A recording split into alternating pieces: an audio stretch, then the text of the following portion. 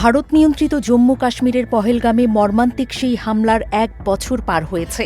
অনেকের মতে কাশ্মীরের সেই হামলাকে ঘিরে আন্তর্জাতিক অঙ্গনে পাকিস্তানকে ঘিরে বড় ধরনের চাল চালতে চেয়েছিল ভারত। তারা হয়তো চেয়েছিল বিশ্বমঞ্চে পাকিস্তান একঘরে হয়ে পড়ুক। এছাড়া দক্ষিণ এশিয়ায় নিরঙ্কুশ আঞ্চলিক আধিপত্য বিস্তারের বাসনার পাশাপাশি বিশ্বের বুকে নিজেদের সবচেয়ে বড় সন্ত্রাসবিরোধী যোদ্ধা হিসেবে তুলে ধরার সাধ ছিল ভারতের। কিন্তু বাস্তবে ভারতের এসব বাসনার কোনোটিই পূরণ হয়নি, বরং একটি জটিল সংঘাতে শান্তির মধ্যস্থতাকারী হিসেবে পাকিস্তান এখন বিশ্বজুড়ে প্রশংসিত। অন্যদিকে পশ্চিম এশিয়ায় চলমান প্রচণ্ড উত্তেজনার মধ্যে ভারত আঞ্চলিকভাবে একেবারে কোণঠাসা হয়ে পড়েছে। এমনকি পাকিস্তানের সন্ত্রাসী কার্যকলাপে নয়াদিল্লির মদদ দেওয়ার বিষয়টিও আন্তর্জাতিক সম্প্রদায়ের নজর এড়ায়নি।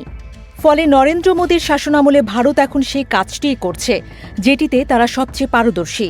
আর তা হল বিদ্যমান বাস্তবতার বদলে তারা নিজেদের কল্পনাপ্রসূত একটি দুনিয়ায় বসবাসের ভান করছে।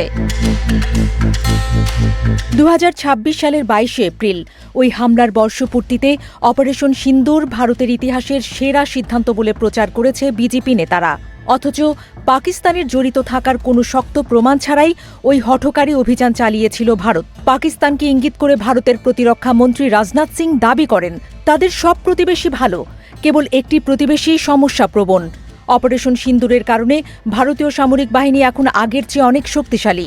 তবে পহেলগামের ঘটনায় পাকিস্তানকে জড়ানোর অভিযোগের মতোই সামরিক শক্তি বৃদ্ধির এই দাবির পক্ষেও কোনো প্রমাণ দেখাতে পারেননি তিনি। মোদী প্রশাসনের অন্যতম প্রচার যন্ত্র হিসেবে পরিচিত ভারতীয় সংবাদ মাধ্যমের একাংশ পাকিস্তানের উত্থান নিয়ে নিন্দায় মেতেছে। ঠিক এই মুহূর্তে এক টালমাটাল পরিস্থিতির মধ্য দিয়ে যাচ্ছে ভারত। কারণ ভারতের অর্থনীতি ব্যাপকভাবে বিদেশি জ্বালানি তেলের উপর নির্ভরশীল। আসন্ন নির্বাচনের কারণে এখন জ্বালানির দাম কমিয়ে রেখেছে মোদী সরকার। তবে ভোট শেষ হওয়া মাত্রই জ্বালানি তেলের দাম বাড়ানো হবে বলে মনে করা হচ্ছে। ফলে তেলের পাশাপাশি অন্যান্য পণ্যের দামও বাড়বে এবং তা মারাত্মক মূল্যস্ফীতির ঝুঁকি তৈরি হবে। এছাড়া ইরান যুদ্ধের জের ধরে মধ্যপ্রাচ্যে বহু ভারতীয় জাহাজ ইতিমধ্যেই আটকা পড়ে আছে।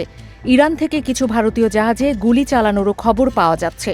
ফলে ইরানের সঙ্গে কৌশলগতভাবে বেশ কঠিন পরিস্থিতিতে রয়েছে ভারত। অনেক বিশেষজ্ঞ বলছেন, পহেলগামের ট্র্যাজেডি এবং সেই দুর্ভাগ্যজনক অপারেশন সিন্দুর বিশ্বমঞ্চে নয়াদিল্লির জন্য কেবল অবমাননাই বয়ে এনেছে।